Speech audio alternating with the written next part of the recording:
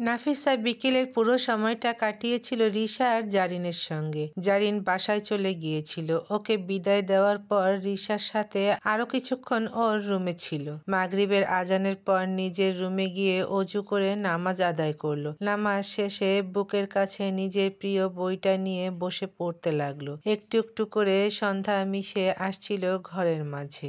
দূরে দূরে পাখিদের বিদায়ের ডাক। আর সারা দিনে যতটা গরম ছিল তার মাঝেই হঠাৎ এসে পড়া ঠান্ডা হাওয়ার স্পর্শ। মনে হচ্ছিল প্রকৃতি যেন তার পাশে বসে আছে। রিশা ওকে বলেছে কাল থেকে নাকি তাকে রিশার টিচারের কাছে পড়তে হবে। ওর স্যারের নাম নাকি আকাশ। তার সম্পর্কে অনেক কিছু ইতিমধ্যে শুনিয়ে দিয়েছে ও। নাফিসা অবাক হয়ে যায়। শুধু এই মেয়েটাকে দেখে এত কথা বলে কিভাবে এই মেয়ে? এত কিছুর মধ্যে ওর মন একজনকে খুঁজছিল। সেই স্কুলে ভর্তি করানোর পর থেকে সাইমনকে আর দেখেনি নাফিসা। মনটা একটু খটখট করছিল, কিন্তু পড়ার বইয়ের পাতায় চোখ আটকে রাখতে চেষ্টা করলো। রাত নেমে এশার নামাজ আদায় করলো। তারপর ব্যালকনিতে একটু দাঁড়িয়ে ঠান্ডা বাতাস অনুভব করছিল। ঠিক সেই সময়ে ওর রুমে রিশা এসে ডাকলো, নাফু চল খেতে। রিশার সাথে নিচে গেল। খাওয়ার টেবিলে সবাই একসাথে বসেছিল। খাওয়ার টেবিলে সবাই উপস্থিত থাকলেও ওর চোখ যাকে খুঁজছিল তার দেখা মিলল না। চেয়ার টেনে মাহবুব রাশিদ এসে বসার পর চারদিকে একবার চোখ বুলিয়ে দেখে নিল। সাইমনকে টেবিলে না দেখে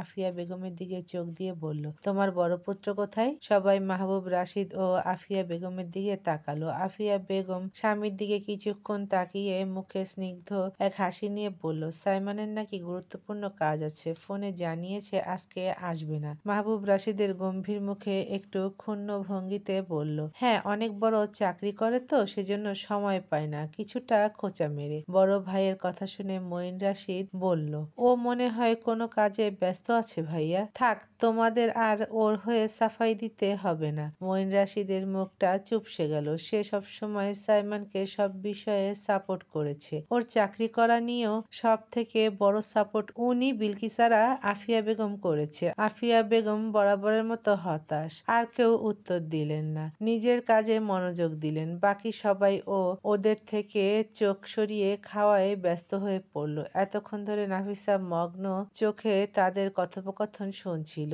ছোট্ট মাথায় সে বোঝে না এদের বাবা ছেলের মধ্যে এমন কি রহস্য লুকিয়ে আছে। কিছু বুঝতে না পেরে সে চুপচাপ নিজের প্লেটে নজর রাখলো। হালকা হতাশার মতো একটা মায়া মেখে অন্ধকারে ডুবে থাকা নাফিসা বিছানায় শুয়ে আছে। চারপাশ নিস্তব্ধ। শুধু দেয়ালের ঘড়ির টিকটিক শব্দ ধীরে ধীরে শোনা যাচ্ছে। হঠাৎ নিজের গায়ে অদ্ভুত এক স্পর্শ অনুভব করলো সে। গা গুলিয়ে উঠেছে। নিঃশ্বাস ভারী হয়ে আসছে, কিন্তু হাত পা নাড়াতে পারছে না। যেন শরীরের সব শক্তি কোথাও গলে গেছে। স্পর্শটা ক্রমশ তীব্র হয়ে উঠতে লাগলো। ও কথা বলার চেষ্টা করছে, কিন্তু কেউ ওর কথা চেপে ধরে আছে। চোখ খুলতে পারছে না। মন চিৎকার করছে, প্লিজ আমাকে ছুঁয়ো না, ছুঁয়ো না, কিন্তু গলা দিয়ে আওয়াজ বের হচ্ছে না। আতঙ্কে বুক ধড়ফড় করতে লাগলো। তারপর হঠাৎ ঘুমের ভেতর থেকেই যেন ভয়ঙ্কর এক চিৎকার ছিঁড়ে বেরিয়ে এলো, শাহিন মামা প্লিজ আমাকে স্পর্শ করো না, না। চোখ বুজেই সে অনবরত চিৎকার করে যেতে লাগলো। সেই চিৎকারে কণ্ঠ কেঁপে যাচ্ছে, শ্বাস ছোট ছোট হয়ে আসছে, প্যানিক অ্যাটাকের মতো। এদিকে গভীর রাত। ঘড়ির কাঁটা ঠিক 2টায় এসে থেমেছে। সারা বাড়ি নিস্তব্ধ। শুধু দূরে কোথাও বৃষ্টির আগাম হাওয়া জানালার কাছে ঠুক ঠুক শব্দ করছে। সাইমন দরজা নক করার পর একজন স্টাফ এসে দরজা খুলে দিল। সে তার কাজ শেষ করে কেবল বাড়িতে ফিরেছে। তাহমিদ ইকবাল তাকে কয়েকদিনের জন্য রেস্ট নিতে বলেছিল, কিন্তু সাইমন শোনেনি। করিডোরের হালকা অন্ধকারে সাইমন হাঁটছিলেন নিজের ঘরের দিকে, যা নাফিসার ঘরের ঠিক পরেই। হঠাৎ কানে এলো অস্পষ্ট এক শব্দ। কেউ যেন ভয়ে কাঁপা কণ্ঠে চিৎকার করছে। সাইমন থমকে দাঁড়ালেন, ভ্রু কুঁচকে চারপাশে তাকালেন। এত রাতে শব্দ আসছে কোন দিক থেকে? পায়ের শব্দ থামিয়ে মনোযোগ দিয়ে শোনার চেষ্টা করলো। এবার স্পষ্ট বোঝা গেল শব্দটা নাফিসার ঘর থেকে আসছে। ওর বুকের ভিতর মনে হলো কেউ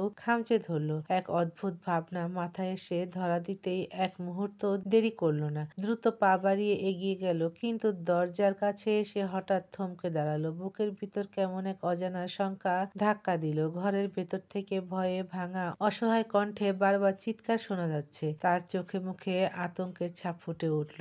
এত রাতের এই নিস্তব্ধতায় এই চিৎকার যেন ভয়কে আরো কয়েক গুণ বাড়িয়ে দিচ্ছে। দরজার কাছে হাত দিয়ে চুপচাপ দরজাটার হ্যান্ডেলটা ধরলো। হঠাৎ জানতে পারলো দরজাটা লক করা নেই, শুধু হালকাভাবে ভেরানো। অজানা আশঙ্কা আরো গাঢ় হতে থাকলো। দরজা লক করা না দেখে অনবরত ভাবতে শুরু করেছে ও। একটু ধীরগতি নিয়ে কাঁপা কাঁপা হাতে সরিয়ে দরজাটা ধীরে ধীরে ঠেলে দিল। দরজা খোলার সঙ্গে সঙ্গে ভেতরে সেই নরম ম্লান ডিম লাইটের আলোর মধ্যে খাটের ওপর শুয়ে থাকা নাফিসার মুখটাই চোখে পড়ল। অন্ধকার ঘরে আলো সেই নরম স্নিগ্ধতা যেন নাফিসার চিন্তায় ভরা দুঃস্বপ্নের আধারকে সামান্য আলোকিত করেছিল। ভিতরে নাফিসাকে বাদে কাউকে না দেখতে পেয়ে একটা দীর্ঘশ্বাস ছাড়ল, কিন্তু ওর কথাগুলো শুনে রাগে হাত মুঠো করে ফেলল। তার ভাবতেই রাগ উঠে যাচ্ছে। এইটুকু পিচ্চি মেয়ের গায়ে কেউ বাজে স্পর্শ করেছে, ওটাকে ছাড়বে না সে যেই হোক। আবার ওর দিকে তাকালো। নাফিসার শরীর কাঁপছে, মুখ থেকে ঝরছে চিৎকারের ধ্বনি। স্বপ্নের অভিশাপ যেন তার গলায় বন্ধন জড়িয়ে রেখেছে। সেই অস্থিরতা, সেই ভয়ের ছাপ তাকে মেরে ফেলতে চাচ্ছে। সাইমনের মন ভারী হয়ে উঠল। নাফিসার এতটাই ভাঙা, এতটাই অস্থির অবস্থা দেখে সে থামিয়ে দিতে পারল না। ধীরে ধীরে সে তার পা বাড়িয়ে নাফিসার দিকে এগিয়ে গেল। বেডের ওপর বসে এক হাতের কনুই দিয়ে ভর দিয়ে ওর দিকে ঝুঁকে কাঁপা কাঁপা হাতে ওর গাল স্পর্শ করলো। এই পিচ্চি, আর ইউ ওকে? শুনতে পাচ্ছ? গালে হাত দিয়ে আলতো থাবড়াতে থাকলো। দেখো, চোখ খোলো, এখানে কেউ নেই, তোমাকে কেউ বাজেভাবে স্পর্শ করবে না। হঠাৎ সে অনুভব করলো তার স্পর্শেই নাফিসার শরীরে একটা অজানা সাড়া বয়ে গেল। অস্থিরতা কিছুটা কমতে শুরু করলো। সাইমন কোনো কিছু না ভেবে ওর পাশে আধশোয়া হয়ে দুহাত দিয়ে নিজের সাথে জড়িয়ে নিল পিচ্চি পুতুলটাকে। নাফিসার মাথাটা নিজের বুকের সাথে চেপে ধরল। নাফিসার চিৎকার থামছিল না, কিন্তু সাইমন গলা খোলার আগে তার কণ্ঠে কথা বলতে শুরু করলো শান্ত স্বরে। এই পিচ্চি, থামো থামো, কেউ নেই এখানে, কেউ নেই, সব ঠিক আছে। কথাগুলো বললেও নাফিসার বুকের ভেতর থেকে ওঠা উত্তেজনা আর ভয় সরে যাচ্ছিল না। সে কাঁপছিল, নিঃশ্বাস দ্রুত ও অগোছালো হয়ে যাচ্ছিল। সাইমন বুঝলো তাকে একা ছেড়ে দিলে হবে না। সে তার হাত নিয়ে নাফিসার মাথার দিকে নিয়ে গেল, বুলিয়ে দিতে লাগলো। মাথায় হাত বোলানোর সেই আলতো ছোঁয়া নাফিসার জন্য যেন ছিল সান্ত্বনার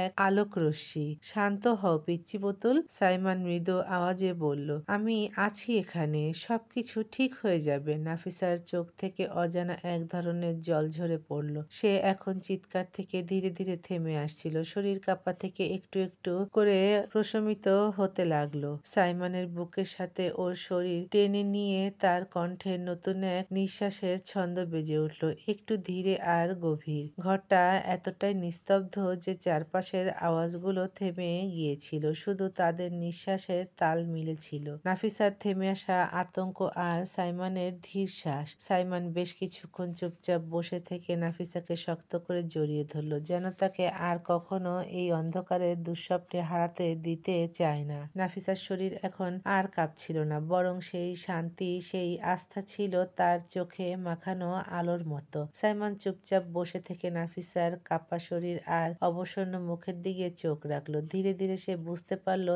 তারা দুজনেই একেবারে কাছাকাছি চলে এসেছে। তার বুকের স্পন্দন, নাফিসার দুঃসহ নিঃশ্বাস, একরাশ অনুভূতির মিলনে ঘরটা যেন মগ্ন হয়ে উঠল। হঠাৎ তার মনে এলো এই ঘনিষ্ঠতা একটু বেশি হচ্ছে। নিঃশ্বাস ভারী হয়ে আসছিল, মনে হচ্ছিল বাতাস ভারী ঠান্ডা আর গভীর কোনো আবেগ ঘিরে ফেলেছে সবকিছু। সাইমন লাজুকভাবে একটু সরাতে চাইল, নাফিসার শরীর থেকে একটু দূরে সরে যেতে চাইল, কিন্তু সে যতই সরানোর চেষ্টা করলো নাফিসার হাত আরো শক্ত করে তার শরীর আঁকড়ে ধরল। চোখ বন্ধ রেখেই ওর ছোট্ট শব্দ বের হলো, না, আমাকে ছেড়ে দিও না, আমি তোমার কাছে থাকতে চাই। সাইমন মুহূর্তের জন্য থমকে গেল। তার হৃদয় বেজে উঠল অজানা এক সুরে, এক অন্যরকম টানে। বাতাস যেন তাদের মধ্যে ঘন হয়ে উঠল আর নিঃশ্বাসগুলো মিলেমিশে এক গভীর আবেগের গল্প বলতে শুরু করলো। তবু সে ধীরে ধীরে বলল, পিচ্চি পুতুল, আমি তোমার পাশে আছি।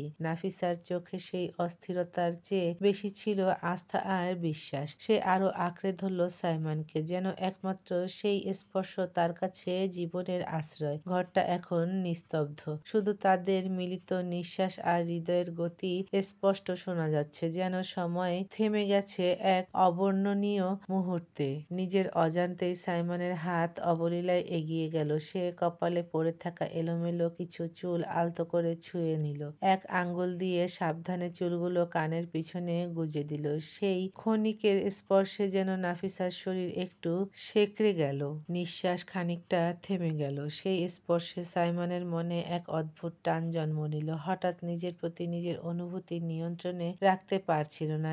একদিকে বিরক্তি, অন্যদিকে এক অবর্ণনীয় কোমলতার উষ্ণতা। মনে হচ্ছিল এই মেয়েটার প্রতি এভাবে আকৃষ্ট হওয়া যেন একটু ভুল, কিন্তু বুকের ভিতরে সেই অনুভূতি তাকে জড়িয়ে ধরে ছেড়ে দিচ্ছে না। বিচলিত হৃদয় নিয়ে সে ভাবল, এটা ঠিক না, এটা ঠিক না। তবু সেই মধুর মুহূর্তে মেয়েটাকে বুকের কাছে নিয়ে রাখতে যেন চাইছে, তাকে রক্ষা করতে, তার পাশে থাকতে। এমন সময় নাফিসা স্লো ঘুমের মধ্যে নরম হাত বাড়িয়ে সাইমনের হাত ধরে। সে পাশে শুয়ে পড়ল। তাদের শরীরের মধ্যে এক অনাবিল স্পর্শ, এক অদ্ভুত সংযোগ তৈরি হলো, যেন আলোর সেই নরম ঝিলিক তাদের চারপাশকে ঘিরে ধরল। বাইরে চাঁদের আলোকছটা নরমভাবে জানালার কাছে এসে পড়ছিল, যেন আল্লাহর রহমতের স্পর্শ তাদের ওপর নেমে এসেছে। নিস্তব্ধ ঘরের মধ্যে এই দুই মন যেন একে অপরকে অনুভব করার অদ্ভুত ভাষায় কথা বলছিল। এটা যেন কোনো স্বপ্ন নয়, বরং আল্লাহর পক্ষ থেকে এক অপরিহার্য বার্তা। যতই তারা নিজেদের মধ্যে দূরত্ব রাখুক না কেন, আল্লাহ সঠিক সময় তাদের কাছে এনে মিলিয়ে দেবে। তাদের নিঃশ্বাসগুলো একে অপরের সাথে মিশে যাচ্ছিল। হৃদয়ের গতি যেন এক নতুন ধ্বনিতে পরিণত হচ্ছিল। এভাবেই চাঁদের আলো আর রাতের নীরবতার সাক্ষী হয়ে থেকে গেল তাদের সেই স্পর্শময় মুহূর্তের।